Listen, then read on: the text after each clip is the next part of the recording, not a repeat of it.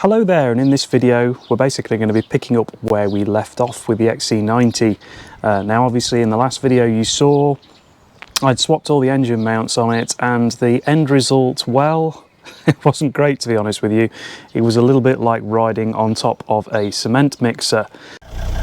See if it'll capture the wheel wobble there for you.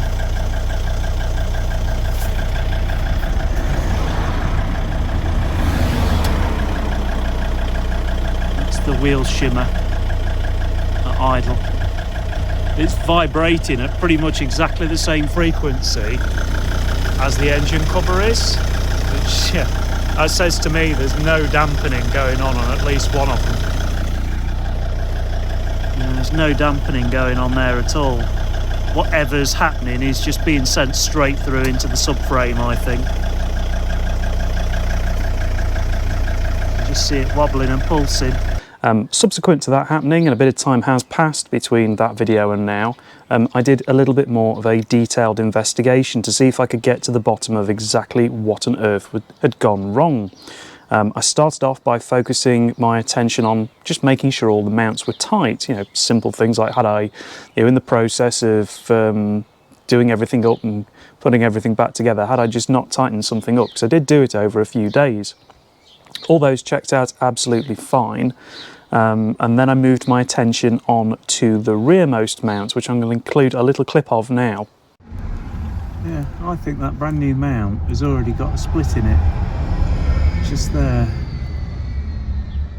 I'm going to go back and have a look at this video footage.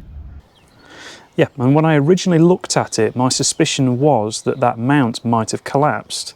But the closer I looked at it, the less inclined I was to think that it had collapsed. Like I say, there is a little bit of a crease in the rubber where the weight has come down on that mount, but speaking to a few other people that have fitted these Febby mounts in the past, they're not generally known as a failure point. So jury's still out a little bit on that one, and I'll explain why later, but at least for now I've decided that that rear mount is okay. The next thing I did was I went out and I bought myself a vacuum tester, and I will include a little clip now of me testing the vacuum on the engine mounts.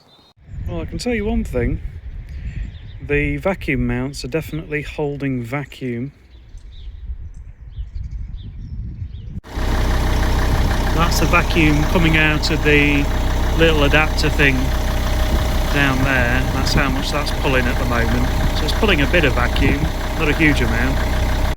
Well, I've just tested those mounts, and those mounts definitely hold vacuum. I even tried though manually applying vacuum to the mounts whilst the car was idling, and it didn't feel any better inside at all. So I still think it's that rearmost mount that's not doing what it's supposed to. But I don't know how well it'll come across on video. It's just shaking like crazy. As you can see, they're holding a vacuum absolutely fine, no bother at all. During my investigations, it does look like there may be a slight problem with the vacuum system, however.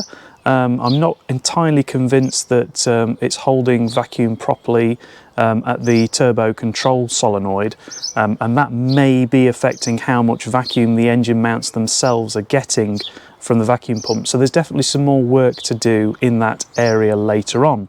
But again, for now, the vacuum pump certainly is supplying some vacuum to the mounts, and the mounts are quite capable of holding it. So yeah, that then left me with a bit of a quandary. What else could it be?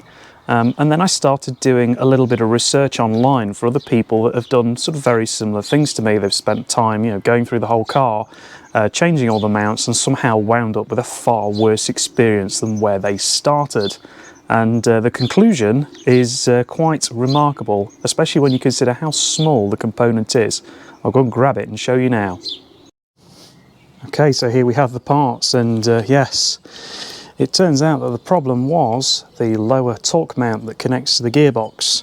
So here I have a genuine Volvo one for a D5. That's the part number, should you need to look it up.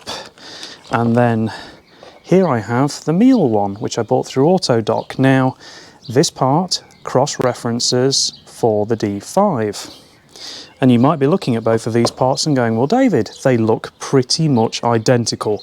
Surely this can't have been the source of your problem. And I'm going to demonstrate to you now why it's the source of the problem. So we'll start off with the meal part. And you'll see that lower bushing there is absolutely solid as a rock. Yep. The genuine Volvo part has a load of play and compliance in that lower bushing, back and forth and side to side. The reason being is that this otherwise effectively acts as a direct link between the engine and the subframe, and that's what was causing all that horrible vibration that I showed you in those clips earlier.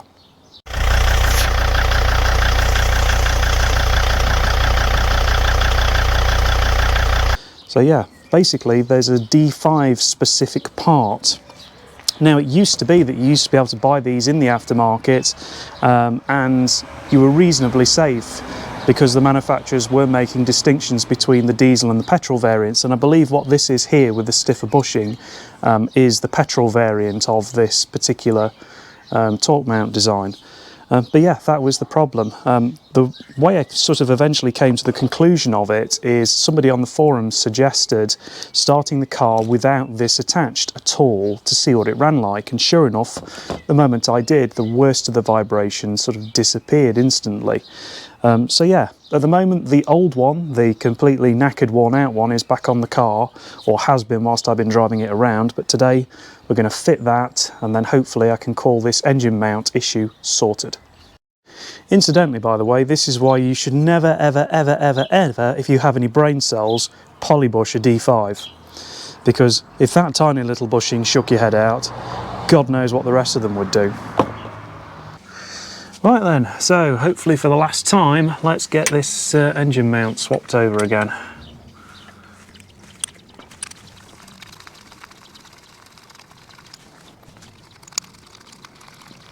Yes, while you want some movement, you perhaps don't want quite that much movement. As you can actually see, you might be able to see where it's been sliding backwards and forwards on the bush there.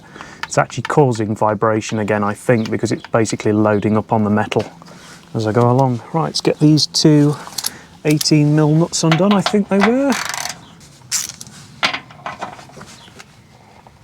Oh God, I did those up tight. Oh.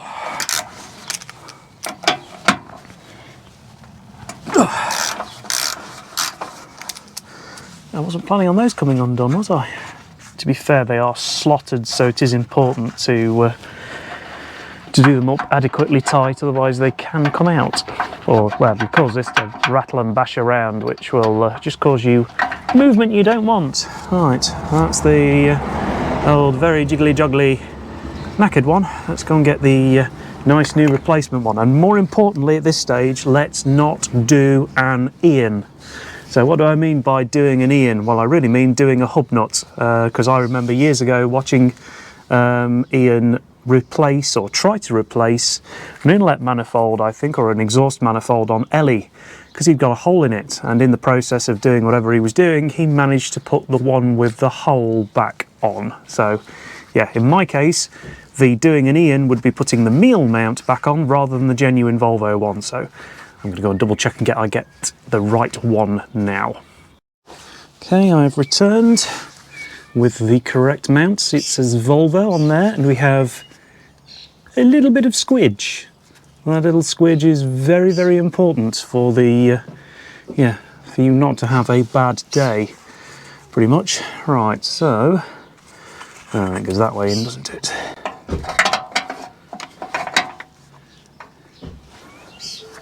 Loosely.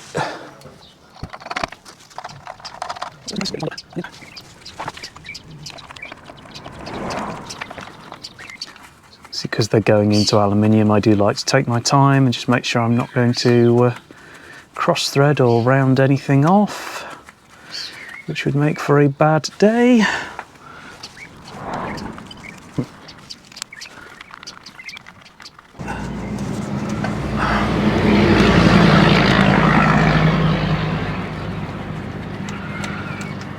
Sorry if you could hear a huge amount of noise then. There's somebody local to me who straight piped a Land Rover Discovery, and yeah, it annoys me somewhat, to be perfectly honest with you. Right, there we go, they're in, threads are engaged. All seems to be about right. Just need to get it positioned and tightened up and we should be good to go. I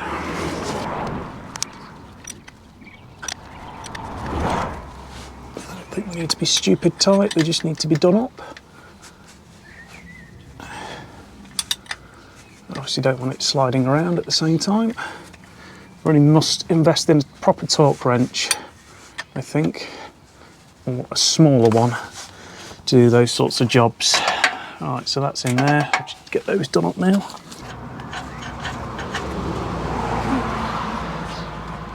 See how you got that little bit of play look in the bushes. And I think that's what makes all the difference for the vibration, pretty much. Just might give them a slight tweak with just a slightly longer bar, I think.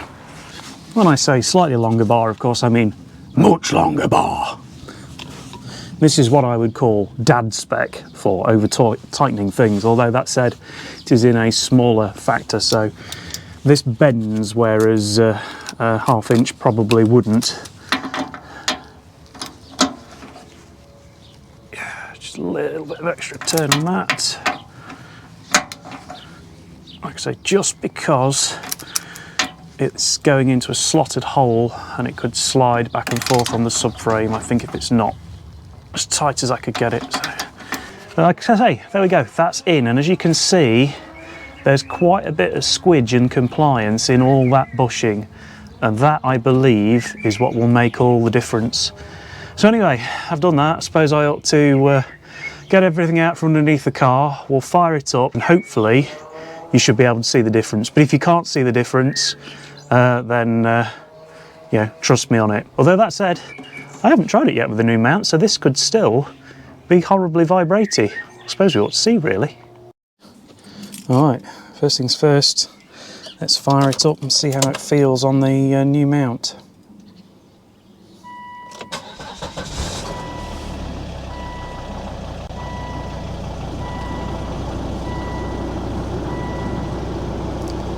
Yep, feels fairly normal for a D5 actually. Oh, it's chugging. I'll talk about that later. It's weird, that is. If I knock it off,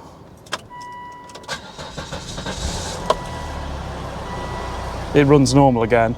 I'm going to do something about that in a future video very, very soon. Probably this afternoon, actually, after I've finished shooting this one. But yeah, that feels okay. Let's try putting it into reverse. There's no horrible clonk. Neutral feels alright. Drives a little bit vibier, but I think it always is. And like I say, that's why I've got my doubts over that rearmost engine mount. But yeah, certainly the engine idle vibration is now way more acceptable than it was on the meal one. And then I'll say what I'm going to do, if I just whip the fans off for a minute because it's trying to run stuff. I'm going to run around now with the camera phone, recording at a higher frames per second, and sort of try and capture some of the differences between how it was before and how it is now.